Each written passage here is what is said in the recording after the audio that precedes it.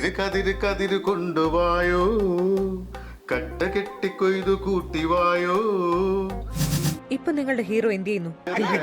കേൾക്കുമ്പോ ആൾക്കാർ വിചാരിക്കുന്ന മുറിവേറ്റ സിംഹത്തിന്റെ ശ്വാസം ഗർജനത്തെക്കാൾ ഭയങ്കരമായിരുന്നു. കുറച്ച് ഏജ് മിക്സ് ചെയ്ത് അങ്ങനെ ചെയ്തപ്പോൾ അതങ്ങനെ ആയിപ്പോയത്.